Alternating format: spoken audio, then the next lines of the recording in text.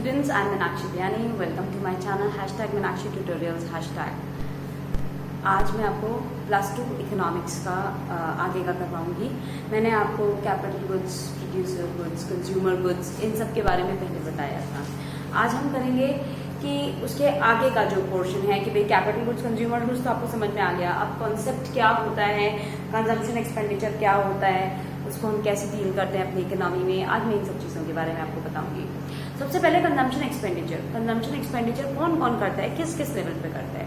जैसे कंज्यूमर्स के लेवल पे, गवर्नमेंट के लेवल पे एंड जैसे अगर हम कंज्यूमर्स के लेवल पे देखें तो हमारी वांट्स जो है उनको सेटिस्फाई करने के लिए जो हम खर्चा करते हैं वो होता है। तो हाउस होल्ड्स जो खर्चा करते हैं वो कंज्यूमर के लेवल पे होता है। तो ये हो गया house hold expenditure, house hold consumption. Government करती है, जैसे डिफेंस पे किया और मिड डे मील्स वगैरह पे किया, तो ये सब जो होता है कि गवर्नमेंट का कंजम्पशन एक्सपेंडिचर होता है। नॉन प्रॉफिट प्राइवेट इंस्टीट्यूशंस भी करती हैं चैरिटी के लिए और किसी को स्पॉन्सर करने के लिए, तो ये सब चीज़ें भी ये लोग करते हैं। तो इन तीनों का मिला करके जो टोटल कंजम्पशन एक्सपेंडिचर होता है वो होता है हाउस होल्ड्स, गवर्नमेंट और हमारे जो NGOs वगैरह होते हैं उनका, यानी कि नॉन प्रॉफिट इंस्टीट्यूशंस का। अब कॉन्सेप्ट है कंपोनेंट ऑफ इन्वेस्टमेंट समझिए आप। इन्वेस्टमेंट्स क्या होता है? आई होता है डेल्टा के बराबर में, I is equal to delta के। नाउ व्हाट इज डेल्टा के, व्हाट इज आई? आई होता है इन्वेस्टमेंट। डेल्टा मैंने आपको पहले भी बताया था, चेंज इन को डिनोट करता है डेल्टा, यानी कि के होता है हमारा कैपिटल स्टॉक। तो change in capital stock during the year it will be delta K. Delta K क्या होगा? Change in capital stock during the year. So ये होता है हमारा। अच्छा, अब जितने भी हमारे इन्वेस्टमेंट होते हैं, जो भी हमारे इन्वेस्टमेंट करते हैं, दो तरह के इन्वेस्टमेंट्स हो सकते हैं, fixed investment and inventory investment. Investments can be of two types, fixed investments and inventory investments. Inventory investments. अब फिक्स्ड इन्वेस्टमेंट्स क्या होते हैं? ये फिक्स्ड एसेट्स में जो हमने अपनी प्लांट एंड मशीनरी और फिक्सचर्स, फर्नीचर्स, लैंड, बिल्डिंग, ये सब जो ली होती हैं, ये होते हैं हमारे फिक्स्ड एसेट्स। इसमें जो हम खर्चा करते हैं वो होता है फिक्स्ड इन्वेस्टमेंट्स। और इन्वेंटरी इन्वेस्टमेंट्स में तीन चीजें आ सकती हैं। हमारे जो रॉ मटेरियल्स का स्टॉक होता है, इन्वेंट्री का मतलब स्टॉक होता है, आपको पता है, जो हमारे पास में रखा हुआ होता है। तो inventory is raw material, stock of raw materials, stock of semi finished goods,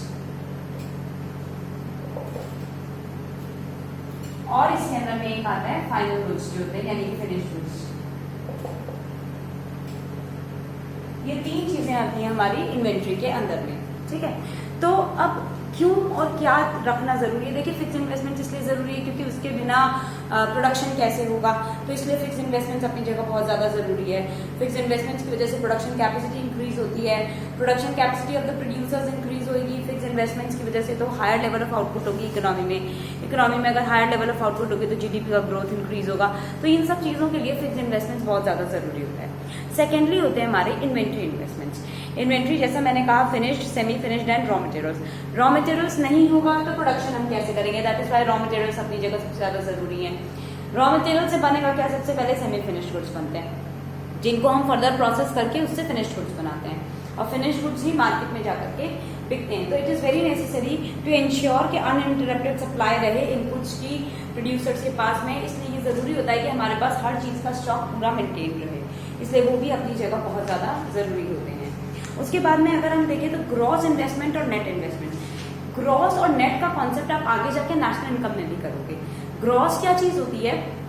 gross का मतलब हुआ कि अभी आपने उसमें डेप्रिसिएशन इंक्लूड कर रखा है। ग्रॉस और नेट में सिर्फ ये होता है, gross minus depreciation is equal to net, और नेट प्लस डेप्रिसिएशन जो होता है वो ग्रॉस होता है।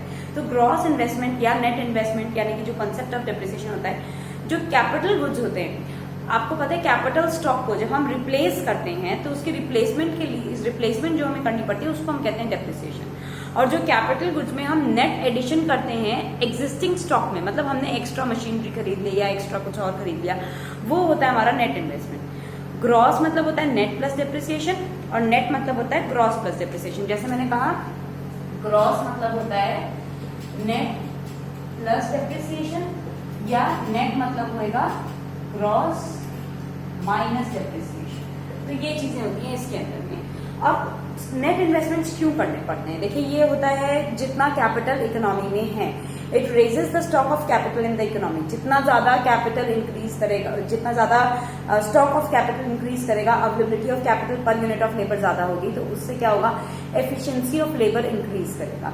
इससे क्या होगा, एम्प्लॉयमेंट अपॉर्चुनिटीज जनरेट होगी। आपको पता है हमारे यहाँ, हमारे देश में, इंडिया में सबसे ज्यादा जो प्रॉब्लम है वो है अनएम्प्लॉयमेंट की। नेक्स्ट ये होता है कि net investments means net rise in production capacity of the economy. अगर राइज इन प्रोडक्शन कैपेसिटी होगा तो जीडीपी का ग्रोथ रेट होगा, जीडीपी एक्सेलरेट करेगी तो हमारी ऑल इन ऑल पूरी इकोनॉमी में डेवलपमेंट होगा। तो ये होता है ग्रॉस और नेट का कॉन्सेप्ट। अब मैं आपको बताती हूँ कॉन्सेप्ट ऑफ डेप्रिसिएशन। जब फिक्स्ड एसेट्स जो होते हैं ना, जब हम उनको यूज करते हैं तो उनमें कुछ वेयर एंड टेयर होता रहता है, ठीक है, या उनकी टेक्नोलॉजी आउटडेटेड हो जाती है, या उसमें नॉर्मल वेयर एंड टेयर होता रहता है, या उसमें एक्सीडेंटल डैमेजेस होता है। तो इन दिस केसेस ये सब एक्सपेक्टेड है, ये कोई भी प्रोड्यूसर या मान के चलता है कि ये सब तो होगा ही होगा, तो इसलिए हमें उसको टाइम टू टाइम पे रिप्लेस करना पड़ता है। तो we have to replace, this is the loss of the value of fixed assets. Depreciation क्या होता है, loss of the value of fixed assets due to these three factors which I have told you, normal wear and tear, accidental damages and expected obsolescence, जो कि हम मान के चलते हैं कि ये होगा। ऑब्वियसली जो पुरानी हमारी black and white TV technology थी वो आज नहीं चलेगी, आज तो हम फ्री में भी देंगे तो शायद कोई भी नहीं लेगा उसको। तो दैट इज वाई हमें नॉर्मली टाइम के साथ साथ अपग्रेड करना पड़ता है। That means we have to change our assets. तो इसके लिए हमारा एग्जिस्टिंग कैपिटल स्टॉक को अगर हमें रिप्लेस करना है तो उसको हम डेप्रिसिएशन कहते हैं। अच्छा, डेप्रिसिएशन का आप एक और टर्म आगे जाके सुनेंगे, कंजम्पशन ऑफ फिक्स्ड कैपिटल। तो ये आप नेशनल इनकम करेंगे तब आपके पास आएगा, तो आप कंफ्यूज मत होइएगा कि भाई कंजम्पशन ऑफ फिक्स्ड कैपिटल क्या होता है। This is depreciation itself. Depreciation reserve fund जानते हैं, जैसे अगर मान लीजिए फर्म के अंदर में बार बार हमें जैसे मशीन को एक साथ रिप्लेस करना है, भाई 4-5 लाख रुपए की मशीन रहेगी, तो अगर आप मीडियम स्केल बिजनेस करते हैं, एक बार का आपकी पूरी स्टेबिलिटी हिल जाती है बिजनेस की। So to avoid all these things, depreciation reserve fund एक जो प्रोड्यूसर्स होते हैं, जो फर्म के ओनर्स होते हैं, वो लोग उसे मेंटेन करके रखते हैं, so that when ever necessary, जब भी उनको ये अपना असेट रिप्लेस करना होता है तो वो पैसा उस डेप्रिसिएशन रिजर्व फंड में से निकाल देते हैं। तो ये सब चीजें होती हैं, इसीलिए हमें ये रिजर्व फंड मेंटेन करना बहुत जरूरी होता है। प्रॉफिट्स का एक पैसा जो हम किनारे करके रख देते हैं किसी एक पर्टिकुलर पर्पस के लिए, उसको रिजर्व फंड कहते हैं। Reserve can be of any sort, कई बार होता है जनरल रिजर्व भी रखते हैं। तो रिजर्व जनरली बिजनेसमैन जो होते हैं वो रखते हैं to meet the unforeseen circumstances और to meet the known expenses which are going to occur in future for sure.